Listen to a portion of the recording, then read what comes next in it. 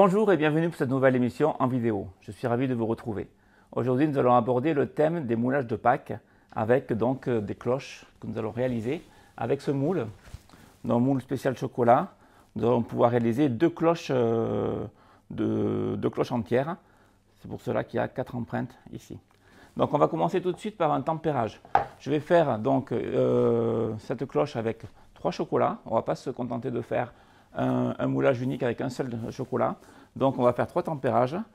Ce sera un tempérage qui sera fait par ensemencement. À savoir que sur la vidéo que vous voyez actuellement, le tempérage se fait par ensemencement. Sur la recette illustrée que vous avez sur le site, vous avez une autre technique qui est le tempérage au beurre de cacao mi-cryo avec un autre chocolat de la maison Cacao Barry.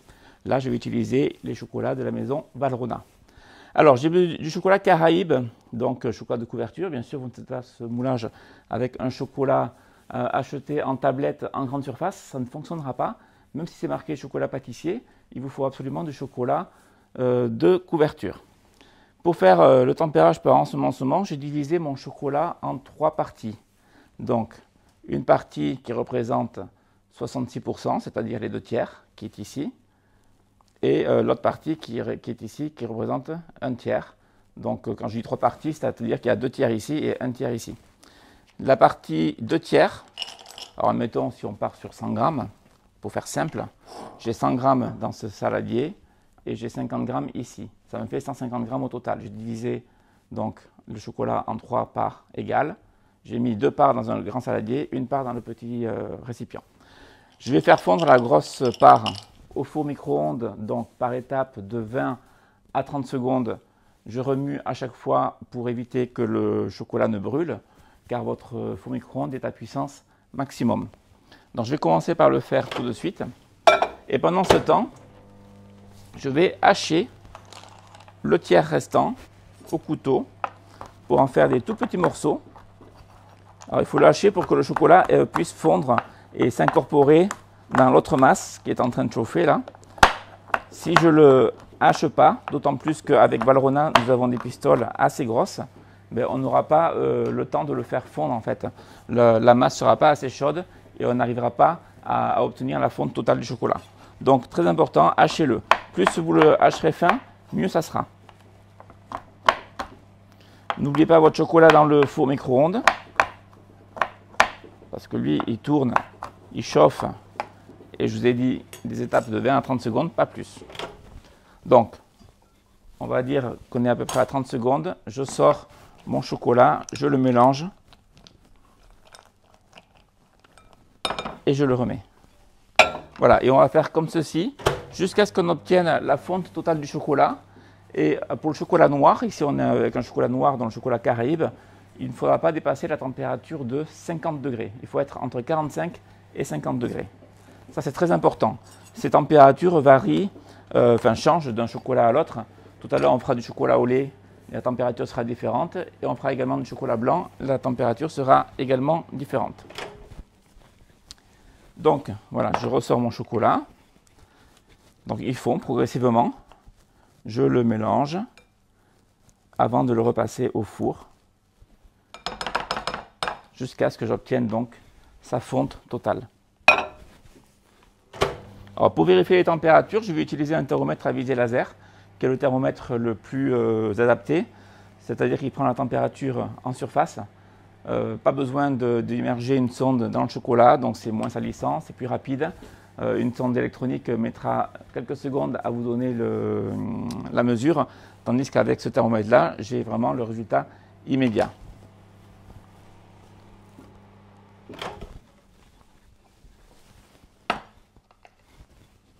Voilà, on continue à bien mélanger. Je vérifie ma température. Voilà, je suis à entre 41 et 42 degrés. Donc là, je suis sur du chocolat noir, comme je vous l'ai dit. On ne doit pas dépasser les 50 degrés. Donc je vais continuer à le chauffer. Température idéale, 45-50. Il faut vraiment être dans ce créneau-là. Alors attention, vers la fin de la fonte, comme c'est le cas ici, la température monte beaucoup plus rapidement. Donc, réduisez le temps de chauffe pour ne pas passer au-delà de 50. Voilà, là je suis à 49,50. c'est très bien. Je ne vais pas aller au-delà. Et maintenant, je vais mélanger mon chocolat.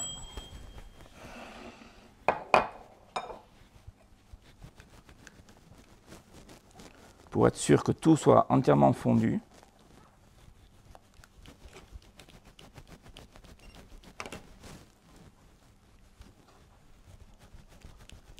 Et je vais pouvoir y incorporer donc mon chocolat que j'ai haché.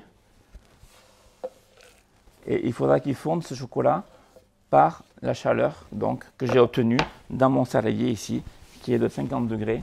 Donc c'est pour ça qu'il faut le hacher finement pour que le chocolat puisse vraiment prendre le dessus et faire fondre tous les petits morceaux. Si vous avez des morceaux vraiment trop gros, vous allez faire chuter la masse de base du chocolat et vous allez avoir du mal donc, à avoir une température suffisante pour que les petits morceaux fondent. Donc là, je mélange sans discontinuer jusqu'à ce que mon chocolat soit entièrement fondu. Donc le chocolat que je viens de rajouter.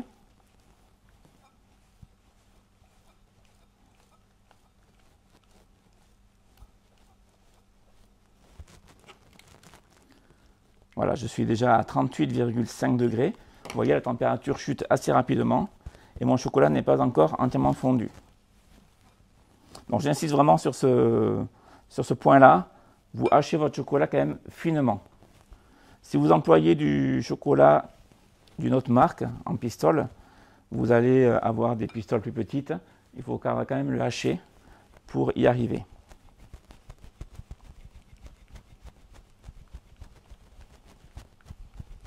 C'est un travail de précision. Si vous ne respectez pas bien toutes les étapes, vous aurez un chocolat qui ne sera pas brillant. Vous aurez un chocolat qui sera même marbré peut-être, avec des traînées blanches, une fois qu'il aura cristallisé. Également un chocolat qui ne va pas se démouler. Donc c'est dommage de gaspiller un chocolat de cette qualité. C'est un chocolat de couverture, je rappelle, ce n'est pas un chocolat banal. Donc prenez le temps. On est sur des petites quantités, ça ne va pas vous prendre la journée entière, mais au moins vous aurez le résultat désiré au bout du compte. Alors là, mon chocolat chute en température, je suis encore à 38,4 degrés. Ce qui est important, c'est de le garder en mouvement constamment. Donc je le mélange sans arrêt, je le fais remonter sur les parois de mon saladier ici, de façon à le mettre sur une fine couche, et de façon à ce qu'ils prennent en fait la température ambiante et qu'ils se refroidissent plus rapidement. Lorsque je l'ai bien étalé sur les parois de mon saladier, je ramasse tout à nouveau avec ma maryse et je continue, toujours en mouvement. Là, ce que je cherche à atteindre, c'est une température de 31 degrés. Donc il faut vraiment le faire chuter jusqu'à 31 degrés. Et 31 degrés sera vraiment la température d'utilisation, donc la température idéale pour le chocolat noir.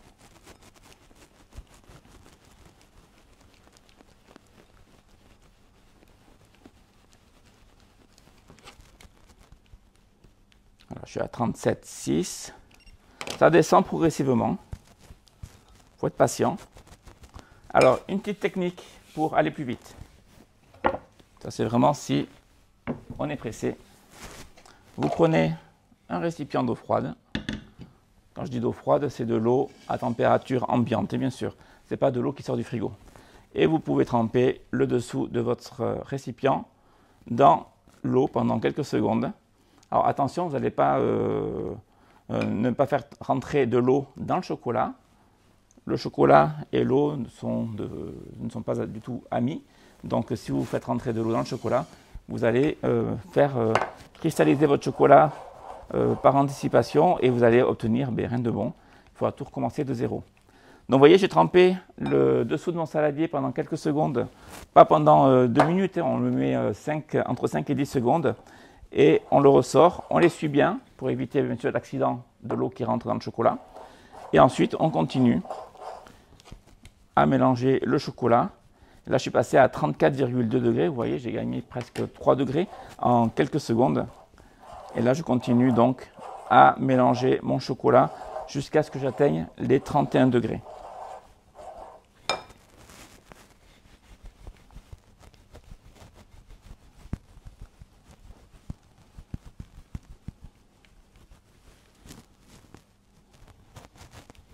Voilà, ce qui est important, c'est qu'il soit tout le temps en mouvement. On ne le laisse pas sur le côté de la table à refroidir et on revient dans un quart d'heure pour voir où ça en est. Non, il faut le mélanger, il faut qu'il soit brassé constamment.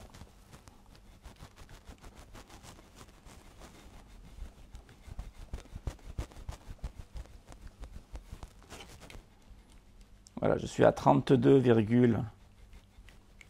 degrés. Encore un petit degré à gagner et on sera bon.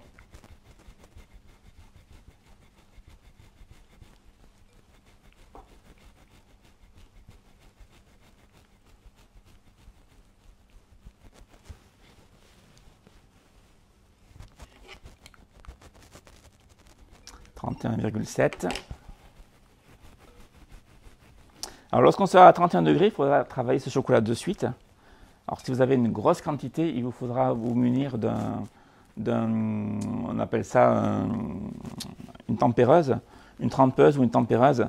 En fait, c'est un récipient avec une résistance qui vous maintient le chocolat à température. Bon, bien sûr, pour un usage juste pour faire un moulage de Pâques à la maison, vous n'allez pas acheter ce genre de matériel, mais c'est important de pouvoir conserver le chocolat à la température d'utilisation si vous avez une grosse quantité. On ne peut pas se permettre de le faire refroidir, de le réchauffer, de le refroidir, de le réchauffer. Là, on perd tous les bienfaits du tempérage et on aura une cristallisation qui sera catastrophique et un démoulage, je ne vous en parle même pas.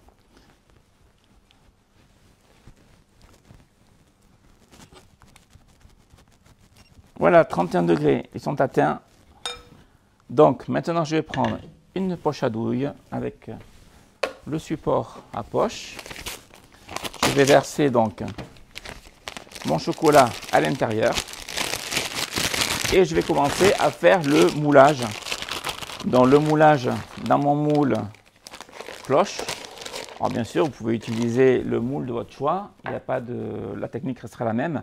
Et je vais faire ici le haut de la cloche que je vais faire en chocolat noir tout de suite. Alors, je remplis ma poche avec ce chocolat qui est donc tempéré. Je rappelle, j'ai utilisé la technique du tempérage par ensemencement. Sur la recette illustrée que vous avez sur le site, j'utilise un chocolat similaire d'une autre marque qui est Cacao Barry. Ça n'a pas d'importance. Et je fais le tempérage au beurre de cacao mi-cryo, qui est une technique différente qui donne un résultat identique, que vous préférerez peut-être, à vous de voir. Il vous faut juste avoir en plus le beurre de cacao mi-cryo pour y arriver.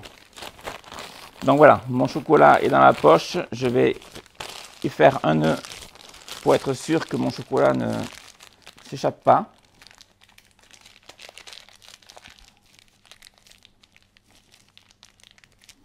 Alors c'est une recette, une technique, on est plutôt sur une technique aujourd'hui avec le chocolat, qui prend un petit peu de temps parce qu'elle nécessite 3 tempérages. Et entre chaque tempérage, il faut laisser cristalliser le chocolat.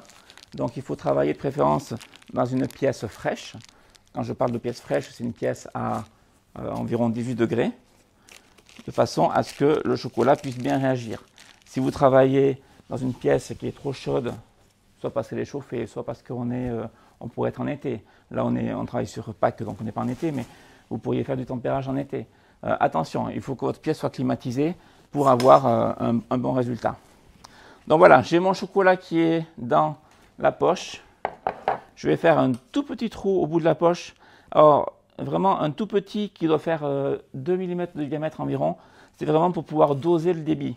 Si j'ai un trou trop gros, ben mon chocolat va sortir, il va se répandre n'importe comment. Là, je vais pouvoir vraiment faire avec un crayon, vraiment être précis. Donc, je fais un tout petit trou. J'ai choisi d'utiliser une poche à douille et non pas un cornet décor. Le cornet décor aurait été un peu trop petit. Donc, c'est pour ça que j'ai pris la poche à douille. Voilà, et ensuite, je vais venir donc combler. Déjà, je vais vérifier si mon trou est assez gros. Non. Donc, je repasse un petit coup de ciseau. Voilà.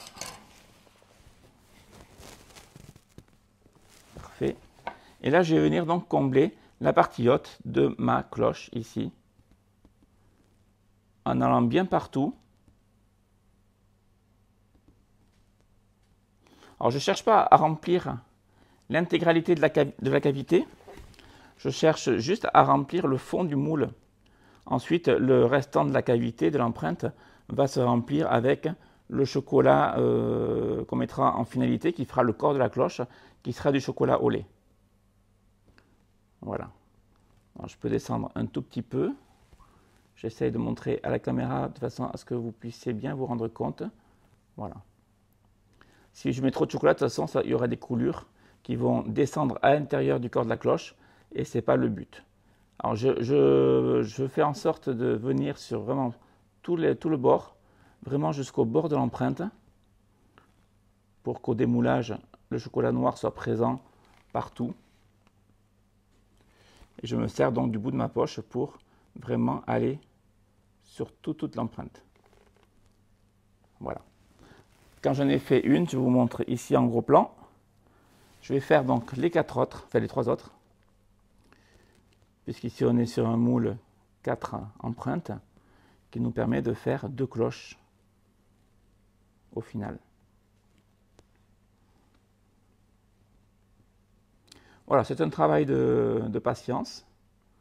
Il faut être un petit peu méticuleux. Si vous voulez être plus précis, vous pouvez également faire avec, je vais le faire ici, avec un petit pic en bois.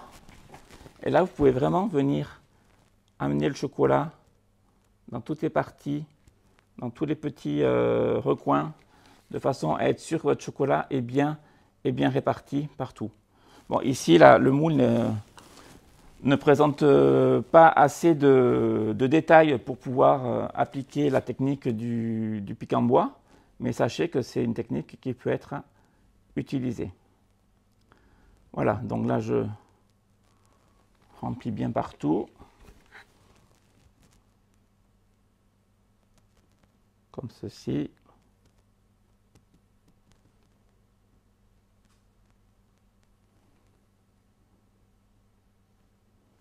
Et je passe au suivant.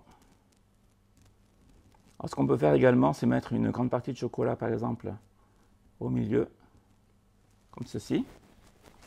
Et ensuite, je reprends donc mon petit pic en bois et je viens à l'amener jusqu'au bord de l'empreinte pour avoir un travail vraiment précis. Et je le fais remonter vraiment juste à ras de l'empreinte, à ras du bord du moule, pour être sûr que toute la cavité est remplie. Voilà. Si ça déborde un petit peu hors du moule, c'est pas grave. Ça, on va s'en occuper après. Et on obtient donc voilà, ce résultat-là. Et je vais faire donc la dernière empreinte.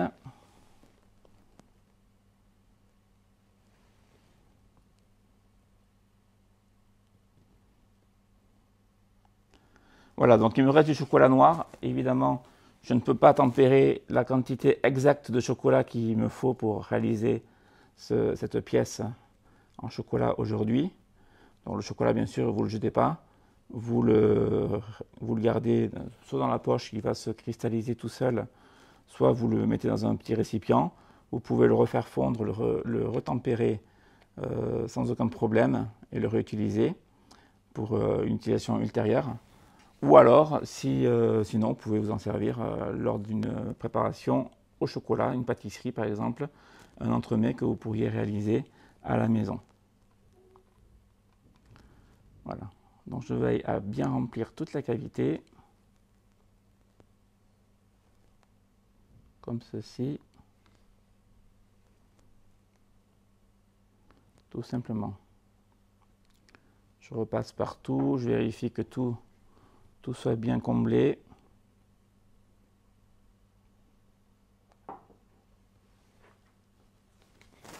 Voilà, comme cela. Ensuite, on va prendre une petite spatule. On va s'assurer qu'elle soit bien propre. Et là, je vais venir donc frotter à ras. Alors, comme j'ai fait un travail propre avec le bout de ma poche, je ramasse pas grand-chose. Mais s'il y avait des petites bavures, j'aurais à raser parfaitement bien. Et là, je vous montre donc le résultat. Maintenant, je vais prendre un papier sulfurisé. Je vais prendre ma plaque, la retourner, la mettre au contact sur le papier sulfurisé et laisser cristalliser. Donc là, on en a pour environ entre une demi-heure et 1 heure. On laisse tranquillement cristalliser. Et dans 1 heure, on retempérera donc un second chocolat qui sera le chocolat ivoire, donc un chocolat blanc, toujours de la maison Valrhona. Et on fera le bas de la cloche maintenant pour faire un petit décor irisé. Étape suivante, donc notre chocolat noir qu'on a réalisé tout à l'heure est cristallisé. Je vais pouvoir vous le montrer ici même. Donc, si le chocolat déjà en surface, il est totalement noir, légèrement satiné, c'est plutôt bon signe. Si votre chocolat a plein de stries blanches, c'est plutôt mauvais signe. C'est que votre tempérage n'a pas été bien réalisé. Donc, là, le chocolat noir est cristallisé. On le laisse de côté pour l'instant. Il s'est écoulé environ 1 heure. Tout en sachant que ici, dans mon laboratoire, il fait entre 18 et 19 degrés. Et on va donc tempérer du chocolat blanc. Alors, toujours, le chocolat de la maison Valrhona, c'est du chocolat ivoire. Donc, j'ai toujours une quantité de chocolat qui a été divisée en 3 parts. Donc, 1/3 dans un petit récipient et les 2/3 restants dans l'autre récipient. Je vais faire fondre les 2/3 dans le four micro-ondes, toujours par étape de 20 à 30 secondes. Et je vais hacher ce restant de chocolat au couteau, donc bien finement, comme je vous l'ai dit pour le chocolat noir, pour que ce chocolat puisse fondre dans cette masse-là, qui, elle, sera chauffée non pas jusqu'à 50 degrés, mais à 45 degrés. Donc ça, c'est très important. On ne doit pas dépasser les 45 degrés. Si on les dépasse, on va brûler la protéine qui se trouve dans le chocolat et on aura un chocolat qui ne va pas du tout cristalliser comme il faut. Donc, on met dans le four micro-ondes. Là, on travaille sur des petites quantités parce qu'on fait des petits décors. Vous verrez que le chocolat au lait que j'ai ici, vous voyez, la quantité est beaucoup plus importante. Ça, on le fera tout à l'heure. Bon, le tempérage sera aussi un petit peu plus long parce qu'il va être plus long à refroidir. Mais ça sera pour tout à l'heure. Donc, je hache mon chocolat. Donc, toujours chocolat de couverture, donc chocolat de qualité. On ne fait pas ça avec du chocolat blanc acheté en tablette, en grande surface. Ça ne marchera pas. Et je le hache de façon à avoir des petits morceaux. Le but, ce n'est pas d'avoir quelque chose de vraiment fin, mais c'est d'avoir quelque chose de régulier. Ensuite, je mélange donc mon chocolat. Là, j'ai fait une première fonte. Je vérifie la température. Je suis à 30 degrés. Je le remets à tourner. Alors, si vous n'avez pas votre thermomètre à visée laser comme moi, vous pouvez le faire avec un thermomètre sonde comme celui-ci, un thermomètre sonde tout à fait classique, sauf que la température va être un peu plus longue à s'afficher, ça va être un peu moins précis.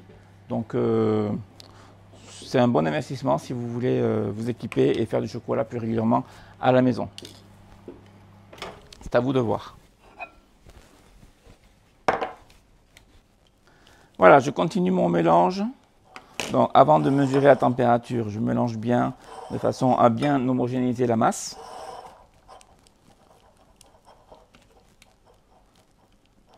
Voilà, et là je suis donc à mes 45 degrés directement. Donc on ne va pas aller plus loin dans la température, dans la fonte. Et je vais donc bien mélanger jusqu'à ce que tout mon chocolat soit fondu.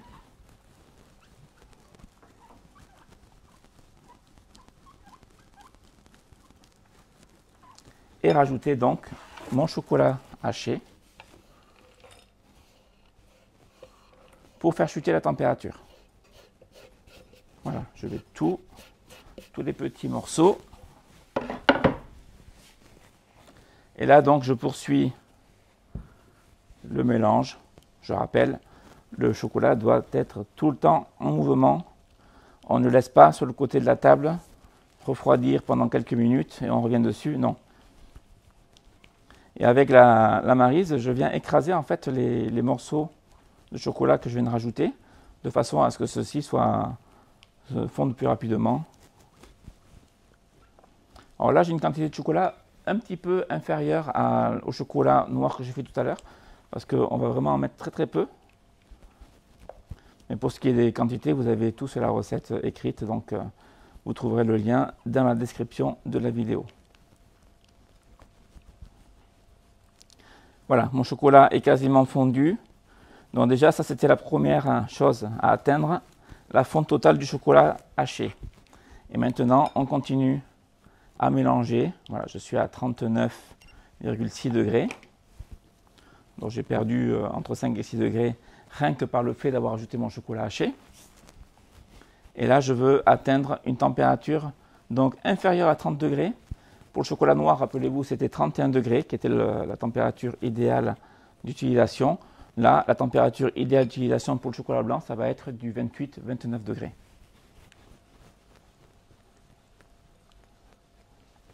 Alors, on va essayer d'accélérer les choses un petit peu.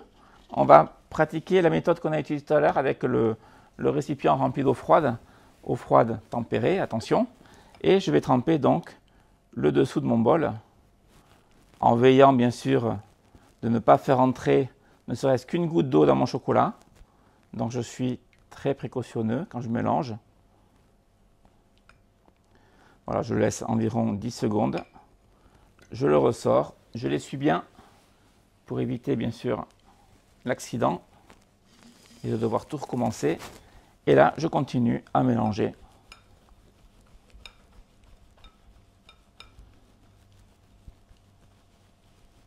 Donc je refroidis un petit peu mon chocolat par anticipation en faisant comme ceci. Alors, il ne faut pas le faire durant toute la durée du tempérage, bien sûr. Hein. Je vous ai dit, c'est entre 5 et 10 secondes. Voilà, je suis descendu à 34 degrés.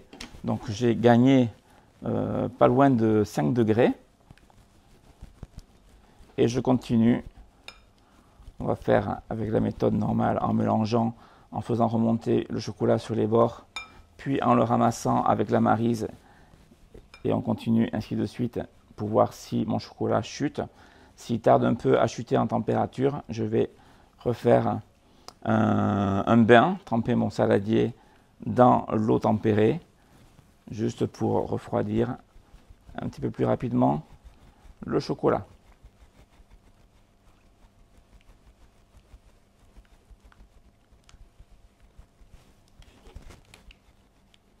Voilà, je suis à 32,6. Le refroidissement se poursuit correctement.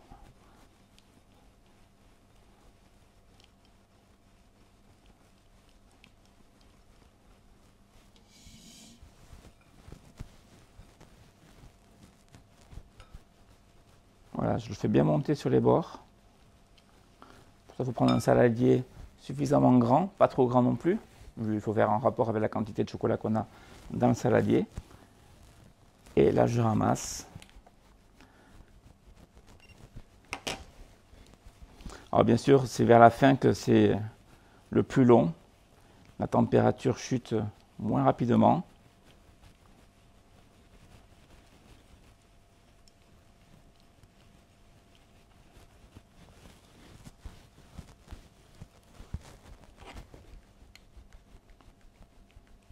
Voilà, je suis à 31,6.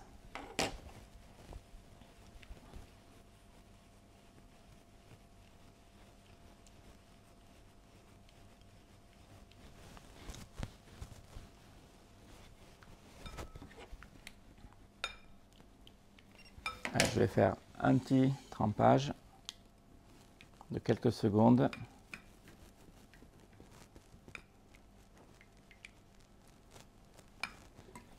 Voilà, comme ceci.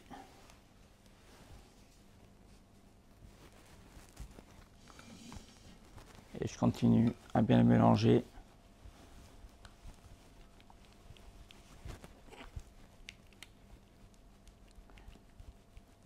Voilà, on est passé en dessous de la barre des 30 degrés. Je suis à 29 degrés 7.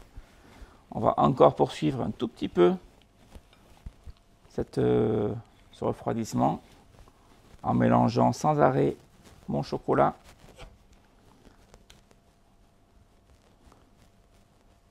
28, 6. Allez, on n'est pas mal. Et là, donc, la suite de l'opération, ça va être d'appliquer donc ce chocolat blanc au pinceau pour faire le côté un petit peu irisé, c'est-à-dire qu'on va apercevoir les traces blanches lorsque les cloches seront démoulées, mais on va apercevoir par transparence le chocolat au lait également. Donc ça va faire juste un petit peu comme si on appliquait donc un colorant un petit peu irisé, donc très légèrement translucide.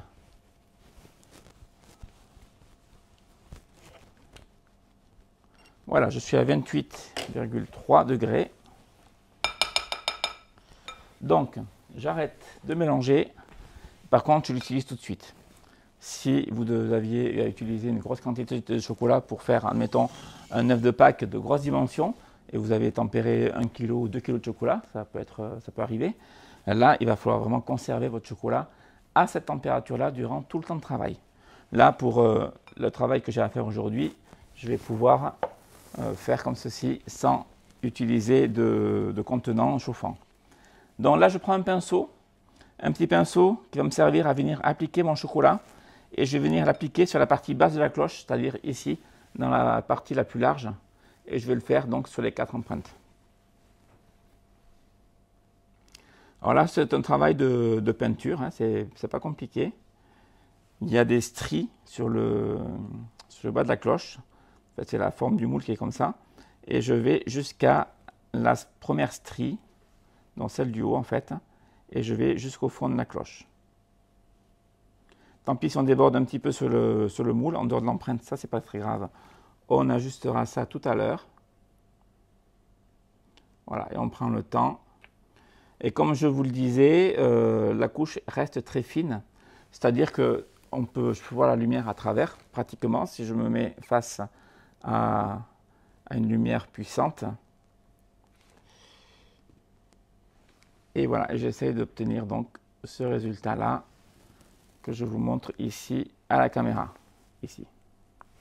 Voilà, je vais faire donc les autres empreintes de la même façon. C'est un travail un petit peu minutieux, mais tout à fait réalisable par des personnes qui n'ont pas du tout l'habitude de travailler ce genre de produit, de chocolat. Donc,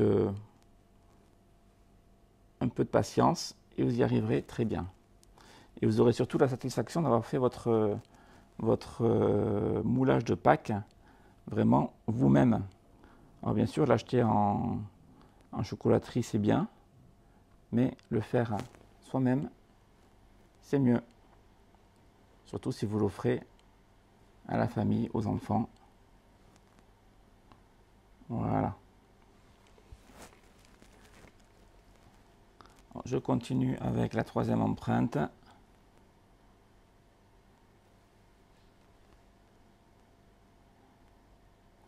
En fait, on se laisse guider par le dessin du moule. C'est vous qui décidez vraiment jusqu'à quel niveau vous voulez mettre votre chocolat blanc, votre chocolat au lait, votre chocolat noir. On peut utiliser des chocolats de couleur. Maintenant, on a des chocolats très sympas chez Valrhona. Ce sont des chocolats inspiration. On a le chocolat à la framboise, au citron, au citron au yuzu, à l'amande. Donc, on peut faire des mélanges de couleurs. Également chez Cacao Barry, on a le chocolat rubis, qui sont des chocolats autres que les chocolats classiques et qui sont soit noirs, soit au lait, soit blancs. Du chocolat orange également, que vous pouvez trouver sur la boutique. Au bon goût d'orange. Déjà, il est très orange, donc il est très joli. Et il a un très très bon goût. Les inspirations Valrhona aussi sont vraiment parfumées et ont un très très bon goût. Et la passion également. Voilà, c'est pour vous dire que c'est possible de s'en servir.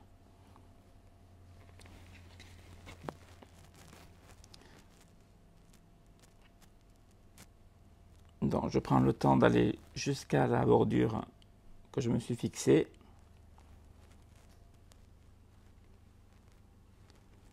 Alors j'essaie de travailler assez vite parce que le chocolat refroidit, mine de rien. Et là, je le vois sur la forme de mon pinceau, vous voyez. Le pinceau a pris une courbure, et puis la courbure, elle reste. C'est le chocolat qui est en train de cristalliser dans les poils du pinceau. Donc, j'essaye d'aller assez vite pour faire toutes mes empreintes. Voilà, si c'est nécessaire, je repasse un petit peu dans les empreintes d'à côté.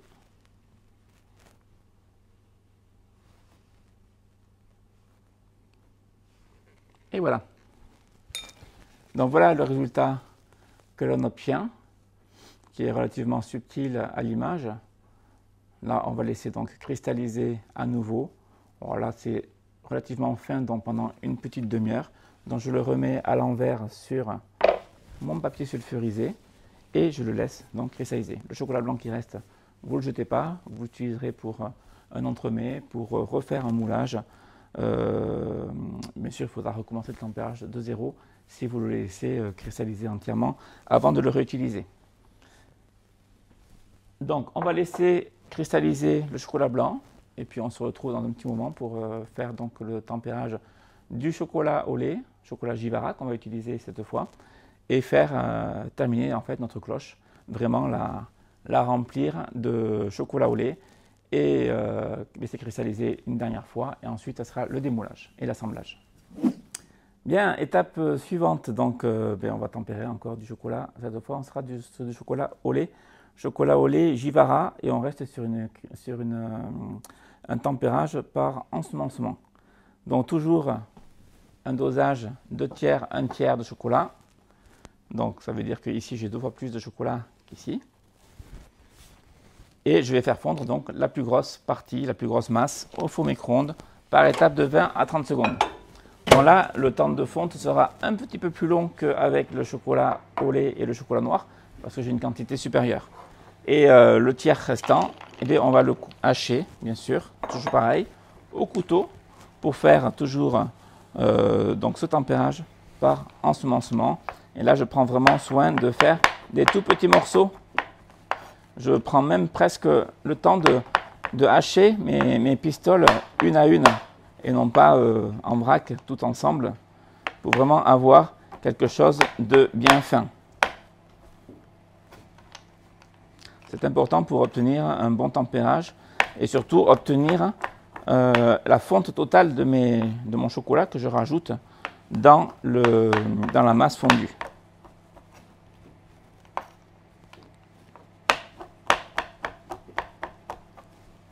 Voilà, je n'oublie pas mon chocolat dans le four.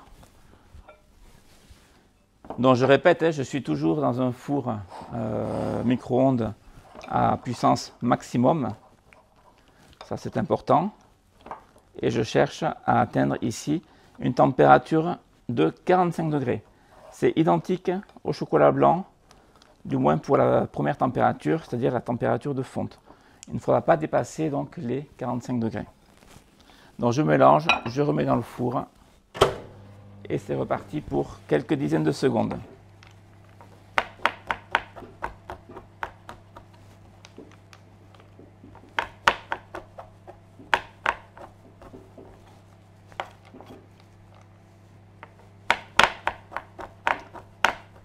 Voilà, je mâche toutes les pistoles, je peux les superposer par 2 ou par 3.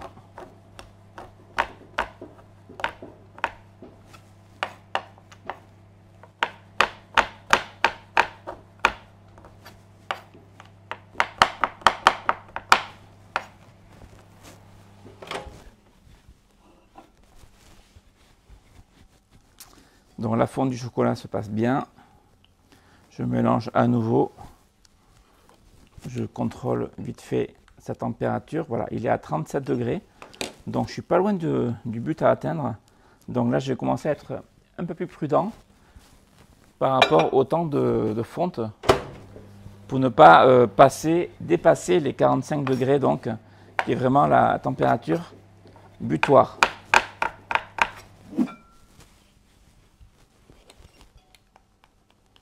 Ah, je suis à 43.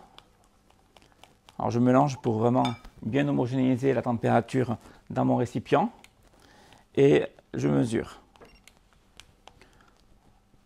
43,5. Alors, je rappelle qu'avec ce thermomètre-là, la température qui est prise, c'est la température en surface et non pas à cœur. Donc c'est pour ça que c'est bien important, très important de bien mélanger pour homogénéiser la masse, donc avoir une température identique partout. Et là, j'ai vraiment une mesure fiable. Donc je vais remettre mon chocolat, mais 10 secondes, pas plus. Parce que le risque est vraiment grand de dépasser les 45 degrés. Voilà, donc je mélange bien. Voilà, je suis à 45,5. Bon, voilà, vous voyez, il ne faudrait pas aller au-delà. Voilà, donc je vais terminer de hacher mon chocolat.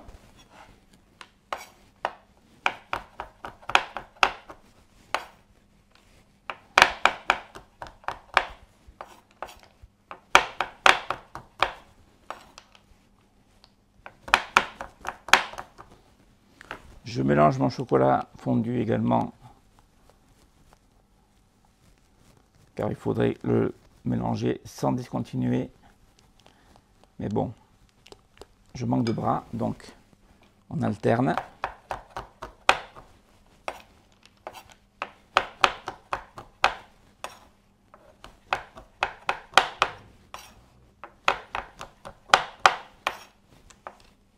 Alors là, vous voyez, j'ai une grosse quantité de chocolat à faire fondre dans une seconde masse. Alors, il faut vraiment que mon chocolat soit à bonne température. Donc 45 degrés, lorsque je rajoute tout ce chocolat haché, et il faut vraiment que mon chocolat haché soit haché le plus finement possible pour qu'il fonde, qu'il ait le temps de fondre en fait. Parce qu'en dessous d'une certaine température, le chocolat il va rester en morceaux, il ne va plus fondre. Surtout si j'ai des gros morceaux. Donc là, je vais vérifier une dernière fois la température. Voilà, je suis bien. Je rajoute mon chocolat. Donc à 45 degrés, on rajoute la totalité du chocolat. Alors là, on va faire chuter d'un coup la température de mon chocolat.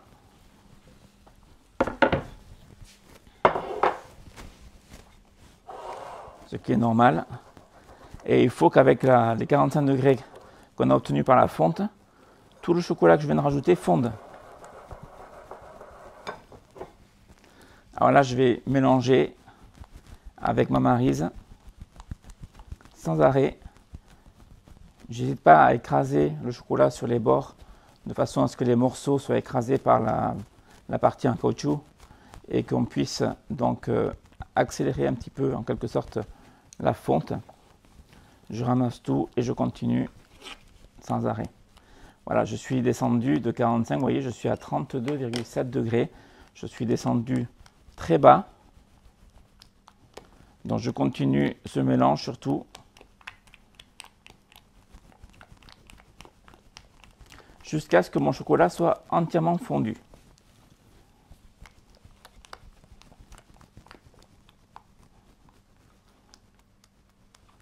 Alors il fond progressivement. Ça prend un peu de temps. Voilà, je suis à 32 degrés. Et continue à refroidir aussi tout doucement.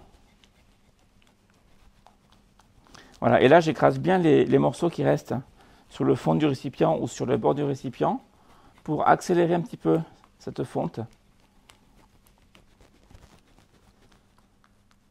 Le fait d'exercer une pression dessus va permettre aux morceaux de fondre plus rapidement, de s'incorporer. Voilà, je suis toujours à 31,5, 31,4, 31,5. Donc là, voilà, la température a beaucoup plus de mal à baisser. Là, je vais chercher à atteindre les 29 degrés. Donc je suis à 2 degrés au-dessus de ma température, 2,5 degrés au-dessus de ma température de travail. Mon chocolat devient de plus en plus fluide. Il y a de moins en moins de morceaux, je le vois en mélangeant. Je vois encore des petits grumeaux, mais ça, ils vont se dissoudre, ils vont fondre progressivement. Et encore une fois, je vous le redis, je me répète, mais c'est volontaire. il faut que le chocolat soit en mouvement constant. Donc, vous ne laissez pas votre chocolat refroidir sur le coin de la table. Il faut vraiment le mélanger, sans arrêt. 31,2. Donc, je vous ai dit, on cherche à atteindre 29 degrés. Donc, on a encore 2 bons degrés à rattraper. Donc, on continue.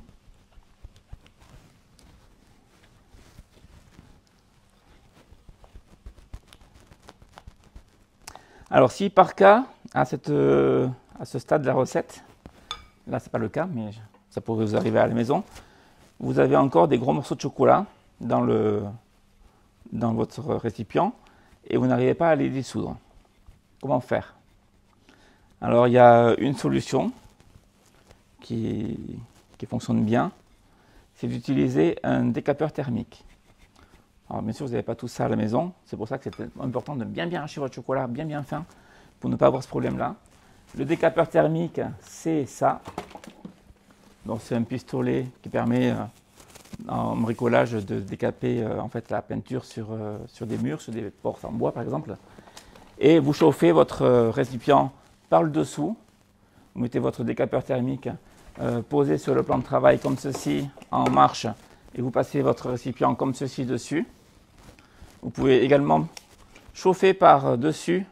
Attention, ça chauffe beaucoup, donc vous restez quand même assez éloigné, de façon à maintenir une petite température à votre chocolat, une température suffisante qui permettra au dernier grumeau de fondre et de s'incorporer. Là, on ne cherche pas à chauffer la masse, on cherche à maintenir une température suffisante pour que la fonte se fasse.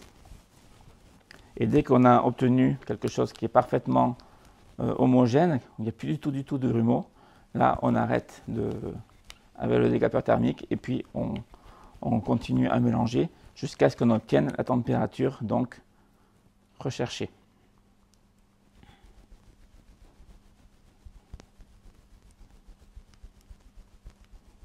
Voilà, je suis à 30 degrés 6. On est encore un tout petit peu chaud. On veut 29 degrés, donc on continue. 29, parfait. Allez, j'arrête là. Mon chocolat est prêt. Je n'ai qu'un moulage à faire, donc je ne vais pas le conserver à cette température-là. Je vais l'utiliser de suite. Par contre, je le répète, si vous aviez une grosse masse parce que vous faites plusieurs pièces et que ça va vous prendre un certain temps, il faut vraiment le conserver à 29 degrés durant tout le temps de travail. Donc là, je vais verser mon chocolat dans la poche, enfin, dans une poche. Ça, c'est pour un travail plus précis.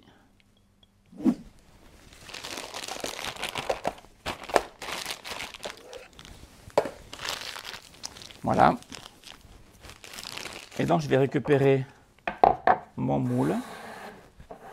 Je vais également me préparer, ça peut rester là 2 minutes, si je vais vite. Je vais me préparer un papier film tendu sur le plan de travail. Je vais vous montrer une petite technique pratique pour travailler proprement, ne pas en mettre partout.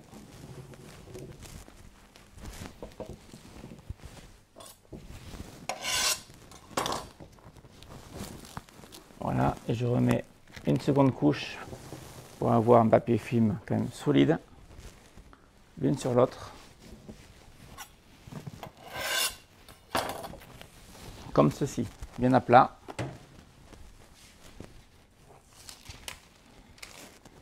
Voilà, là vous me voyez bien, parfait. Donc je vais venir combler l'intégralité de des cavités des 4 demi-cloches maintenant. Alors là, je vais pouvoir faire une découpe beaucoup plus large sur ma poche à douille, de façon à ce que le débit de chocolat soit beaucoup plus important. Et là, je viens donc remplir l'intégralité de ma cloche avec mon chocolat au lait qui titre donc 29 degrés. Alors là, ça nécessite d'avoir une quantité suffisante de chocolat pour remplir les 4 cavités, bien sûr.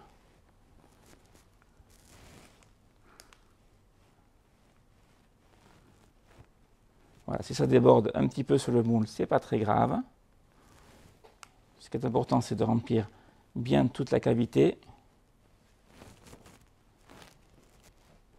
comme ceci. Voilà. L'excédent de chocolat, je le récupère dans mon saladier.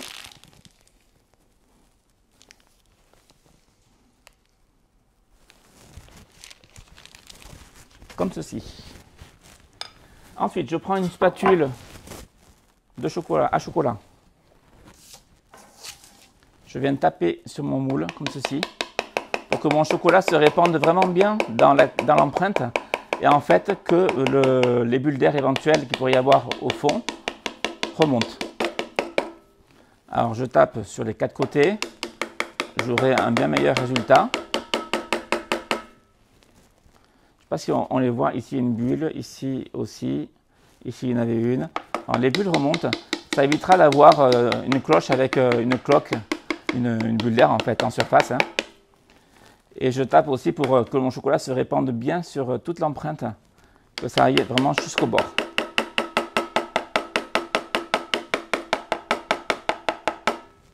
Alors si c'est nécessaire, je peux venir ajuster un petit peu avec la maryse si je vois que le chocolat a du mal à aller jusqu'au bord, comme c'est le cas ici. Voilà. Ensuite, je vais retourner ma plaque sur mon papier film que j'ai tendu sur mon plan de travail, d'un coup, sec, et je vais venir taper avec ma spatule pour faire couler tout l'excédent de chocolat jusqu'à ce qu'il n'y ait plus du tout de coulure.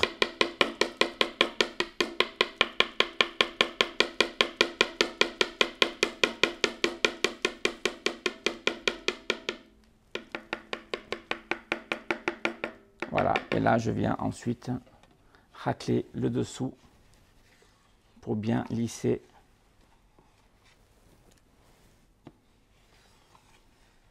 Voilà.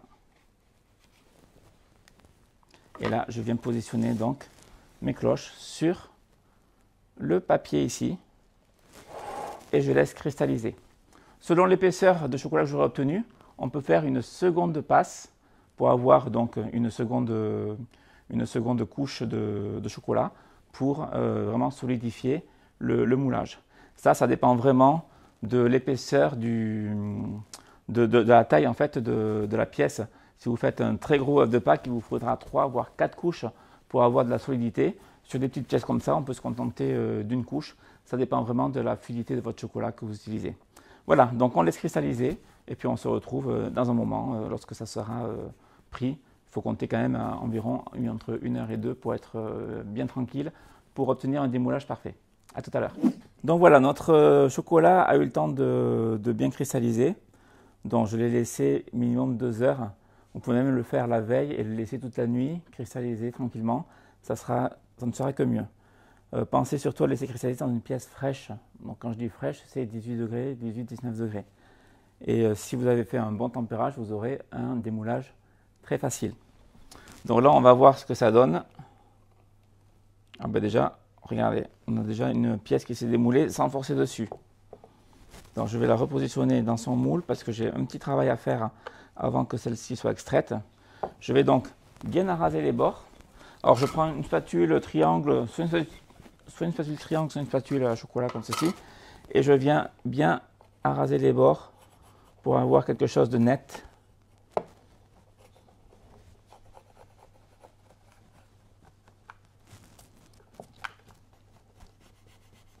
Alors là, on est sur des petites pièces, donc ce n'est pas nécessaire de faire une seconde couche de chocolat. Mais surtout sur les grosses pièces, pensez à faire une seconde couche pour la solidifier, parce que sinon vous aurez de la casse au démoulage ou à la manipulation, ça c'est sûr. Voilà, donc j'arrase tout doucement. Le but n'est pas de casser la pièce, bien sûr, hein, c'est d'avoir des bords bien nets, qui vont bien s'accorder l'un contre l'autre. Alors je l'ai fait tant que le chocolat était encore liquide, mais bon, on ne peut pas le faire non plus parfaitement bien, donc c'est pour ça que je fais une seconde passe à ce moment-là. Je prends un petit pinceau pour venir enlever tous les petits copeaux que j'ai pu réaliser, les petits copeaux de chocolat, pour avoir quelque chose deux bien nets. Voilà. En faisant comme ceci, vous n'abîmez pas du tout votre pièce en chocolat. Et maintenant, on va donc faire le démoulage et l'assemblage. Alors, le démoulage, vous avez vu, il y a déjà une empreinte qui s'est démoulée toute seule, sans forcer. C'est plutôt bon signe. Il faut que je retrouve laquelle c'est. Elle va se redémouler. Voilà, c'était celle-ci. Et là, par simple torsion très légère, alors je vais la mettre de côté, celle-là. Les autres devraient se démouler. Voilà, j'en ai deux qui sont tombés. Et la troisième qui s'est démoulée. Donc, le moule ressort quasiment propre. Les empreintes sont donc toutes bien démoulées. Là, on peut dire que le tempérage était nickel. Tout s'est bien passé. Les chocolats sont bien brillants. Je vais vous les montrer comme ceci à la caméra. Je vous laisse voir de près ce que ça donne. Donc, le chocolat est brillant. Ici, on voit la partie en chocolat blanc qui s'est fondue dans la partie en chocolat au lait et la partie haute de la cloche qui est en chocolat noir. Alors maintenant, on va procéder à l'assemblage parce que bien sûr, ce sont des moitiés qui s'assemblent pour former une seule pièce. Donc pour cela, j'ai mis dans un four que j'ai fait préchauffer à 150 degrés, une plaque à pâtisserie. Donc peu importe la matière, que ce soit de l'aluminium, de l'acier, que ce soit anti-adhérent ou pas, c'est pas grave. Donc la plaque est chaude. Alors attention à ne pas avoir une plaque trop chaude. Si elle est trop chaude, on la laisse refroidir 2-3 minutes. Il faut avoir quelque chose de tiède. Et on va venir donc positionner donc les cloches comme ceci sur la plaque pendant quelques secondes, juste pour faire fondre la périphérie en fait de l'empreinte et pouvoir les assembler. Et ensuite, on va les positionner donc ici à la verticale, bien l'une contre l'autre, pour que le chocolat donc cristallise à nouveau et que ça ne forme plus qu'un seul. On pourrait éventuellement garnir également nos cloches avec des petits œufs. Gaëtan, tu vas me trouver des petits œufs juste en face là, dans des boîtes blanches. Prends-moi les plus petits œufs, s'il te plaît. On va le faire sur un modèle pour vous montrer, parce que ça serait bête de ne pas le faire. Voilà. Donc regardez, je vais mettre ça dans un petit récipient. J'ai des petits œufs, soit en sucre, ils peuvent être au chocolat, ils peuvent être à la liqueur, qu'on peut intégrer comme ça à la personne à qui vous allez offrir la cloche. Ça peut être une poule, ça peut être un œuf, ça peut être un poisson, peu importe. Elle aura la surprise d'avoir vraiment ça à l'intérieur. Et c'est vraiment le petit cadeau par excellence qu'on peut faire donc à la période de Pâques, à des enfants, à des proches, à des amis. Donc là, la plaque voilà, est un peu chaude, elle s'est refroidie légèrement. Donc je vais procéder à l'assemblage. Donc je viens positionner ma cloche comme ceci assez rapidement. Vous voyez, ça fond. Là, je la retire. Je viens bien sûr garnir ma cloche avec mes petits œufs. Donc je mets la quantité que je veux. Hein. Et je viens assembler donc les deux moitiés. Et là, je viens me mettre à la verticale. J'ajuste bien les deux moitiés, qu'elles soient bien l'une contre l'autre. Et je laisse donc cristalliser. On va faire pareil avec l'autre moitié. Donc je laisse chauffer un tout petit peu, juste en superficie. Et là, je remplis avec mes œufs. Voilà, selon qu'on est gourmand ou pas. On vient assembler et je le mets donc à la verticale et je laisse bien, j'ajuste bien les moitiés et je laisse donc cristalliser pendant 5 à 10 minutes. Et dans 5 à 10 minutes, on va revenir dessus et on va vraiment finaliser les petites cloches en mettant un petit ruban pour finaliser tout ça, pour que ce soit bien joli et que ce soit prêt à offrir. Allez, petite finition, ça y est, les deux coques sont bien soudées entre elles. Donc, à l'intérieur, on a nos petits œufs. Et on va placer un ruban comme ceci pour vraiment finir notre cloche. Donc un petit ruban que vous achetez bien sûr en mercerie, tout ce qu'il y a de plus classique. Et là, on va venir donc faire, donc on prend une longueur de ruban suffisante et on va venir donc faire un nœud ici en haut, donc un double nœud pour vraiment que le nœud se tienne quand on le serre. Donc j'ai fait deux tours et là je le serre. Alors je ne le serre pas trop fort non plus pour ne pas casser la tête de la cloche bien sûr. Là vous voyez mon nœud il se tient bien et puis après je viens finir en faisant une jolie boucle.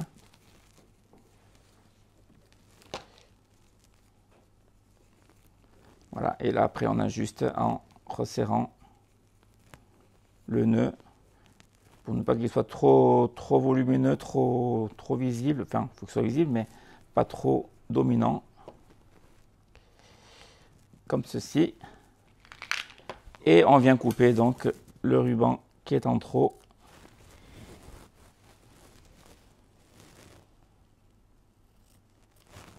Comme ceci. Et il n'y a plus qu'à donc à l'ajuster